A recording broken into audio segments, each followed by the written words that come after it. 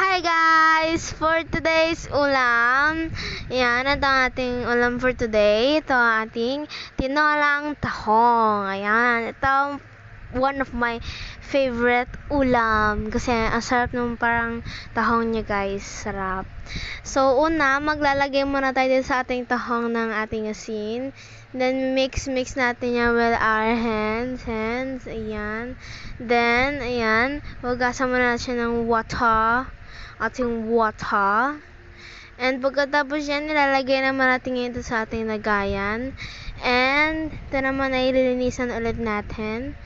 And pagkatapos naman natin maglinisan guys, maghihiwa naman tayo ng ating luya. Then, ihiwa naman natin yan ng ating sibuyas.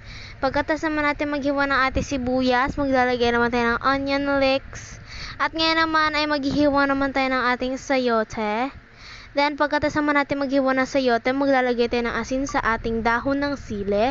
Then, lalagyan naman natin ito ng tubig at imimix natin ito.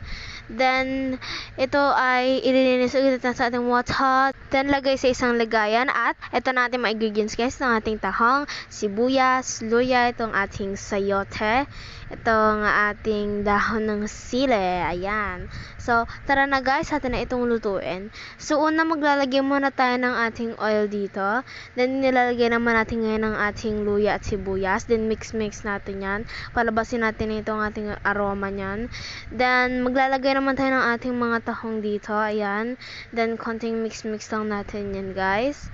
And, pagkatas naman natin yan i-mix, mekos, maglalagay naman tayo ng ating tubig. At pagkatas yan, maglalagay naman tayo ng ating asin. Lagyan naman tayo ng ating paminta. Pagkatapos yan, maglalagay na tayo ng ating sayote. Papukulan na muna natin ito. At pagkatapos ng ilang minuto, ibabalikan naman natin yan para maglagay tayo ng ating dahon ng sili. Then, pagkatapos naman natin maglalagay naman tayo ng onion leeks. At ayan na guys, luto na ang ating tinolang tahong. Ayan, masarap yan. And again, napaka-healthy yan. Kaya kailangan nyo itong itry. Anyways guys, thank you for watching. Please like and follow me and please share this video. Thank you for watching guys. See you in the next video. Bye-bye!